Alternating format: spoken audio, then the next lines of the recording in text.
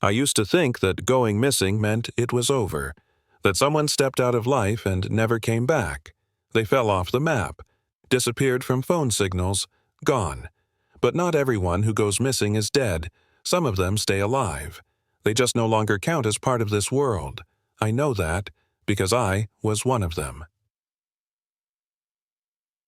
They say Elena Ward and her husband, Nathan, disappeared on a hike in Blackridge National Park back in 2018. She was 8 months pregnant. One misty morning, they locked their SUV, walked into the woods, and vanished. No blood. No distress call, just a cold vehicle, 2 untouched coffees, and a folded map on the passenger seat. People called it the honeymoon that never came back. Police said it might have been an accident.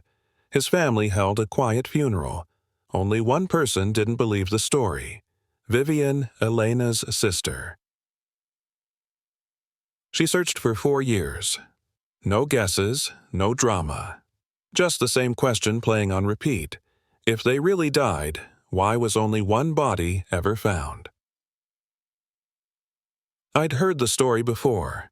Thought it was just another tragedy in a long list of unanswered names. Until I saw the surgical records. Until I saw the scrubbed tattoos.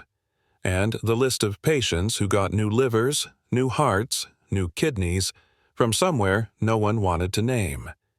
It wasn't on the map. There was only a worn wooden sign. The Harvest Clinic. Blackridge National Park sits on the eastern edge of Oregon, stretching for miles through hills, pine forests, and crumbling cliffs. There's no cell service, no advanced rescue systems. And in October, the fog can get so thick you can't even see your own shadow. That's where Elena Ward and Nathan Bell chose to end their honeymoon and take one last trip before becoming parents.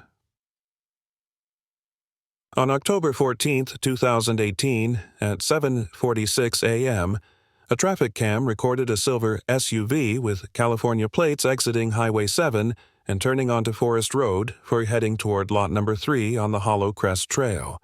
No one saw them after that. A park ranger named Ronnie Deeks was the first to notice something wrong. 3 days later, returning to the west checkpoint, he spotted the same SUV still parked in the same spot. Untouched. Doors locked. No signs of forced entry. 2 Starbucks cups still in the holders cold. Nathan's jacket on the driver's seat. A folded trail map. Elena's phone in the glove box powered off.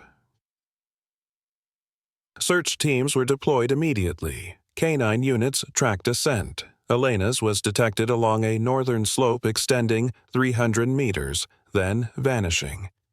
No blood, no slide marks, no signs of distress. More curious, there was no trace of Nathan, no scent, no skin cells, no hair, like she'd gone alone. News outlets covered it for a few days. A perfect couple, a missing pregnant woman, a clean-cut young surgeon, vanished without a trace. Online, theories exploded, wild animal attack, they fell off a cliff. Nathan killed her and disappeared. Elena snapped and ran. No evidence, but plenty of noise. Nathan's family hired private search crews. Nothing. After 9 weeks, authorities suspended the active investigation, citing no indication of foul play, no confirmed cause of disappearance. 1 year later, Nathan's family held a memorial. Both names on one headstone. But one person didn't stand beneath the white canopy that day, Vivian Ward, Elena's younger sister. She stood apart, staring at the forest line. She didn't cry, didn't speak. Only once did she say something to a documentary crew nearby. My sister didn't disappear. She was taken. 4 years after the silver SUV sat quietly in the Blackridge fog, a golden retriever named Oscar barked in the middle of a southern Woodvale ravine, over 60 kilometers from where Elena and Nathan vanished.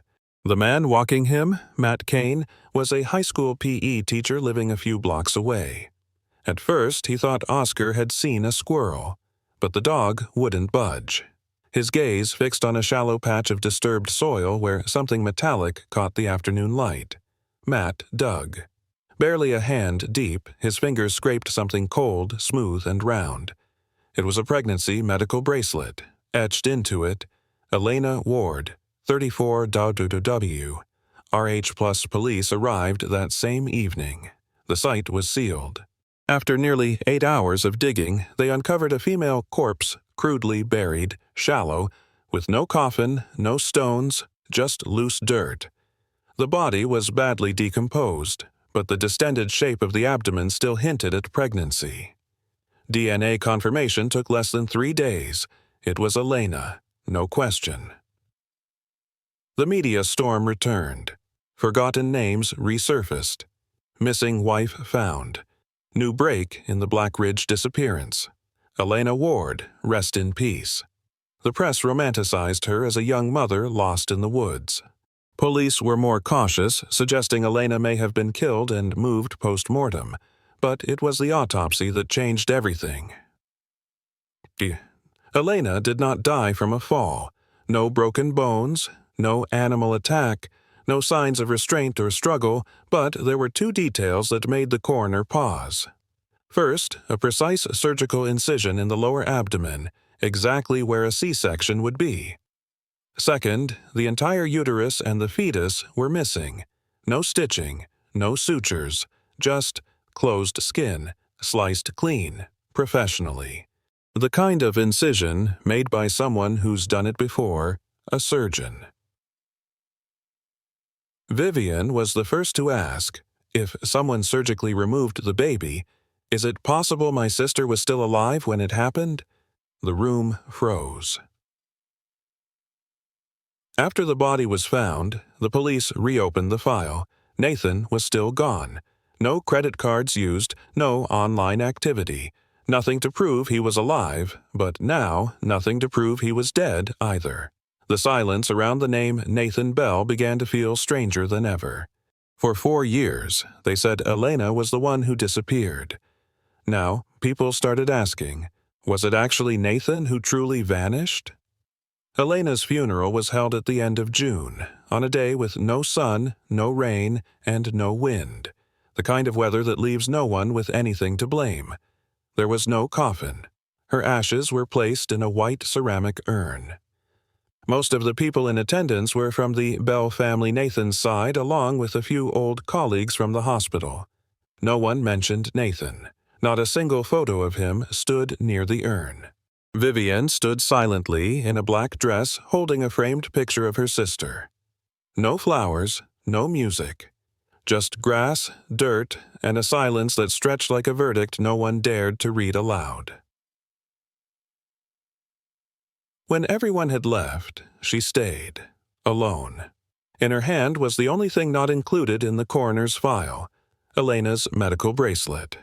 Cool to the touch, slightly dented at one end, still crusted with soil deep in its etched grooves. She didn't know why, but she turned on her phone's Bluetooth. Opened the old pregnancy health app Elena used during her 3rd trimester, an app that tracked vitals, heart rate, and low-frequency NFC location signals embedded in the band. The signal should have been long dead, but when she tapped the screen, it flickered. A weak ping. No exact location, just a pulse still active. It came from somewhere about 90 kilometers northeast of Woodvale, near an old industrial zone, where a warehouse district had been abandoned since 2009. Vivian hesitated, then wrote down the coordinates. She didn't tell anyone, didn't call the police. Her eyes, for the first time in 4 years, weren't empty anymore. 3 days later, she left. No suitcase, just 3 things. A fully charged phone, a folding knife, and Elena's bracelet. No one saw her off. No one knew where she was going. Only Vivian knew one thing for sure. If this is the last signal left, I won't let it go quiet again. The signal led Vivian to a place with no name about 93 kilometers northeast of Woodvale. It used to be a mid-level industrial chemical zone, shut down in 2009 after 3 minor explosions no one ever investigated properly. No residents, no signs, just skeletal warehouse shells with rusted siding, sagging roofs, and sealed steel doors. Vivian arrived at 5:13 a.m. The sky was still dark. The bracelet's signal flickered weak but steady, pulsing every 17 seconds. She didn't have a gun. She had no plan. Only one fact. Whatever was sending that signal hadn't been discarded. She slipped through a partially clipped fence, walked the corridor between warehouses, boots crunching gravel under a sky too quiet. Warehouse number 11 had a sliding side door, old but unlocked. Inside, stale air, concrete floor, faint tire marks that looked recent. She turned on her flashlight. Plastic storage bins, 2 metal tables, and one thing that made her freeze in place, a security camera. Still powered. Its red light blinked. The lens moved. On the table, an IV tube, a box of syringes, no dust. That meant someone was still using this place. Vivian pressed against the wall, held her breath. Then the back door creaked open, and a man's voice echoed softly, just loud enough to stop her heart. "It's not time for a pickup. Why are you here?" She couldn't see his face, just the outline tall, thin, gloved hands. Vivian didn't respond. Her hand closed tight around the folding knife in her coat. He didn't move closer, just watched her for a long second, then said, "You have 15 seconds to walk out, before the system calls someone who won't speak first. Next time, there won't be a warning." She backed out slowly, didn't run, didn't turn her back, walked out, eyes locked on the doorway behind her. The red camera light blinked again, then the door shut, and it felt like the whole warehouse swallowed itself in silence. Vivian didn't tell the police. She knew she'd stepped into something protected, not by locks, but by people who knew the law wouldn't come here. She returned home, opened her laptop, and pulled up the bracelet tracking signal on a larger screen. It was still there, still pulsing. In the top corner of the map, one detail appeared, faint but unerased.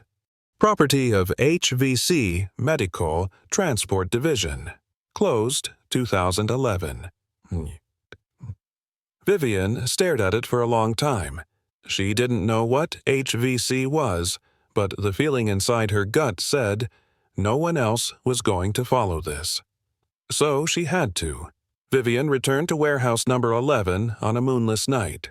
She wore a thick canvas jacket, brought a headlamp, folding knife, industrial glue, and a phone set to airplane mode.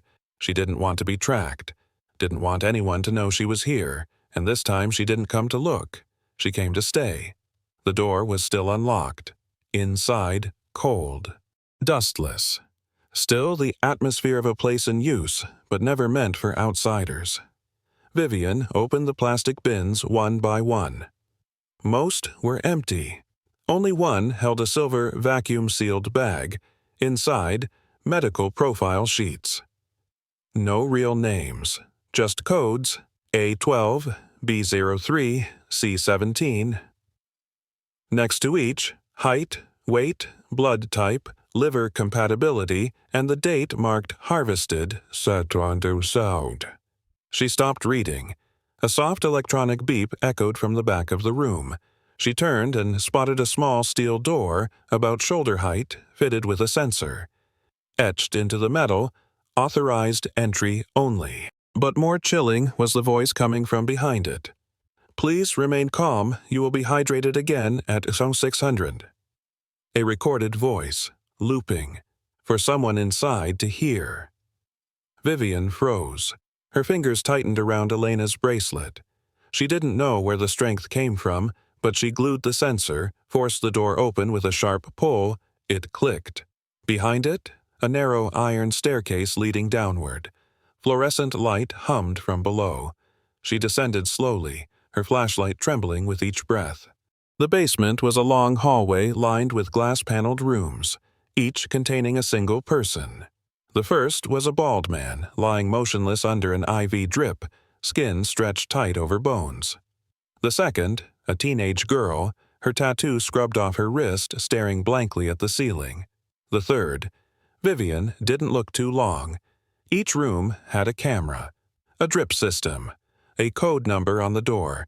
She reached room 9 and froze. Inside, a tall man with tangled brown hair in a pale hospital gown.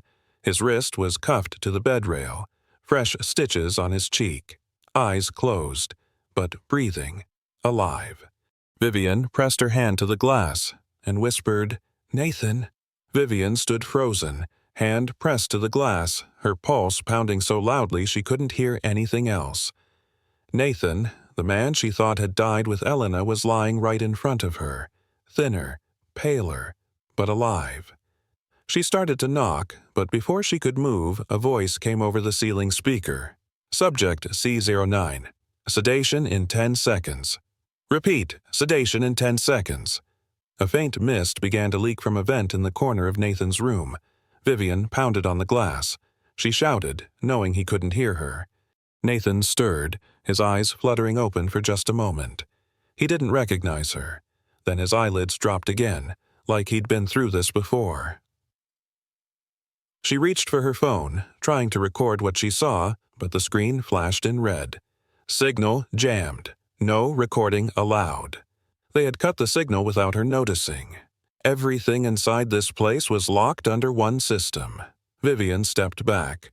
She knew she couldn't get Nathan out, not tonight, but she had to know more. Who was running this? She found a side corridor at the end of the hall.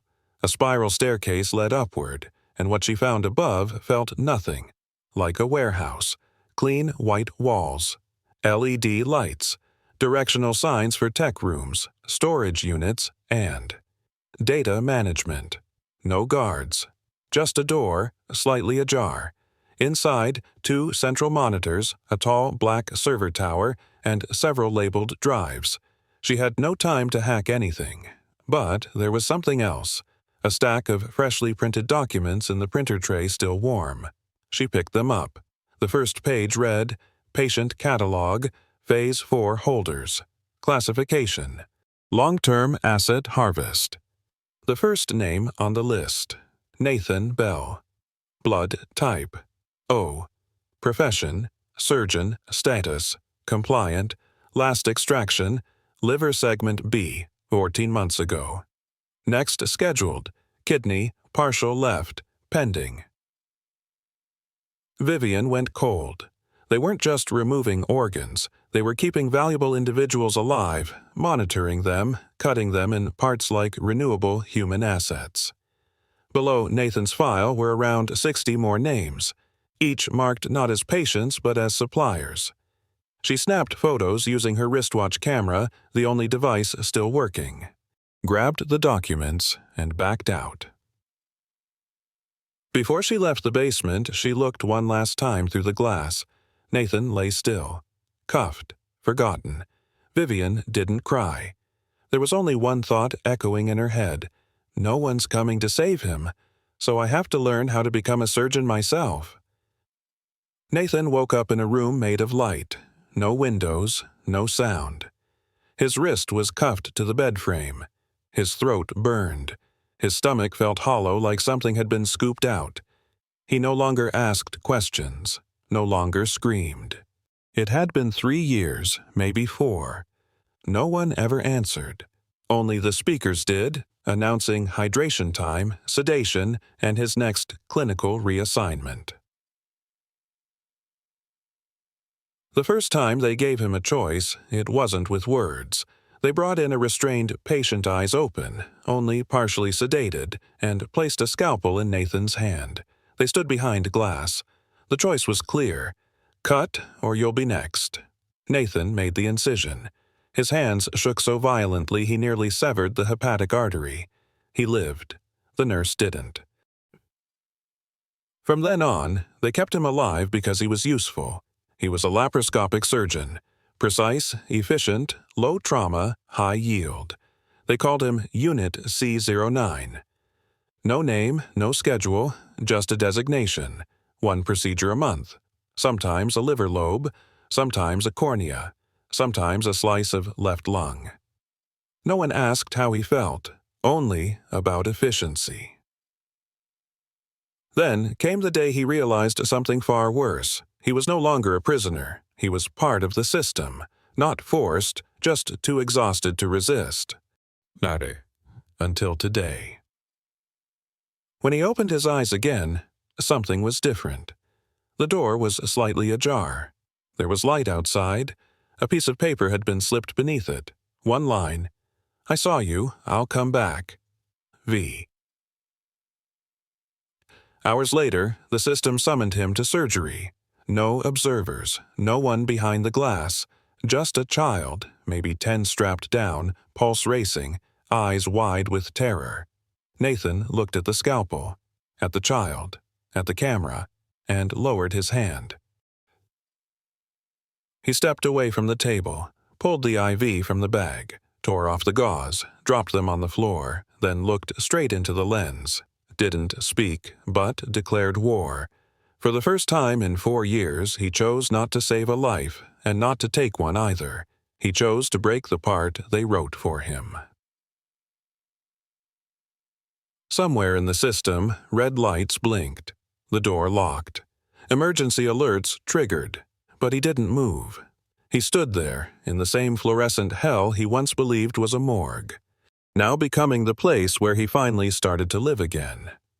Vivian returned to Harvest a third time. Not through the main entrance. She slipped in through an old air duct behind the warehouse once used to ventilate cold storage. A narrow crawl space, pitch black. Just wide enough for a single body to squeeze through. She brought no phone, no light. Just one mission: get the list, at any cost. The data management room had no guards. The door was still open, the servers still humming, but this time there was a new machine, a thermal printer running. Paper rolled steadily from it. She reached over and found them printed copies of the organ ledger. No encryption, no aliases. The first line read, Donor, Elena Ward. Blood type, AB. Harvested, cornea L, liver. Segment A, left kidney status. Deceased, 03/08/2019. Vivian froze. That was her father, Elena's father. No one ever declared him dead. The family thought he'd vanished due to depression. Now she knew. He'd been turned into a resource, like livestock. The next line, recipient, Dr. Nikolai Hirata. Affiliation, Tensei Private Clinic, Tokyo Payment. White Sound, Seninanament Hosen, via offshore. Notes, urgent approval bypassed by internal refer. She flipped through the stack. Over 400 entries. Donors, recipients, middlemen, dates, organs, prices. This wasn't a black market, it was a system, a transnational, privately run surgical cycle. Chom. She stuffed all the files into her backpack, retraced her crawlspace path. But this time, the duct exit was sealed. The lights above her flicked on. A speaker cracked to life. Subject V01 detected. Please remain still. Exit has been sealed. Vivian didn't panic. She reached into her coat, pulled out a lighter, and the small bottle of gasoline she'd hidden all along. One of two things would happen. One, they'd catch her and erase everything. Two, or they'd run out of time. She lit the fire. The paper ignited instantly. She dumped every document onto the floor, right at the vent leading into the data center.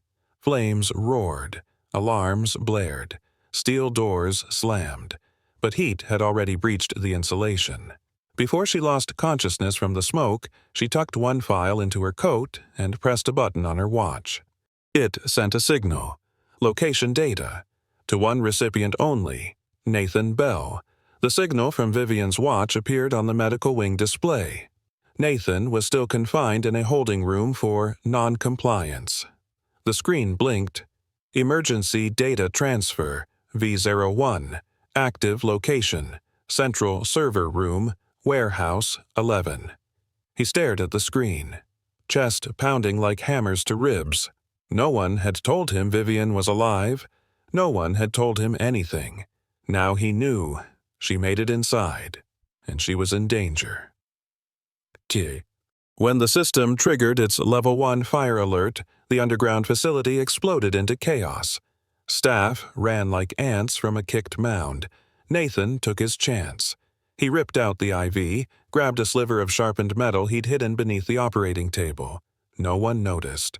The emergency doors opened, a one-time window for someone with nothing left to lose. He ran toward the data center. Thick smoke twisted through the hallway. Heat slammed against his face like fists. In the middle of the flames, he saw her. Vivian lay unconscious near the ventilation shaft. Her backpack was still zipped, still intact. He knelt and lifted her. She was breathing. Then, a voice behind him, "Put her down. Now." Nathan turned.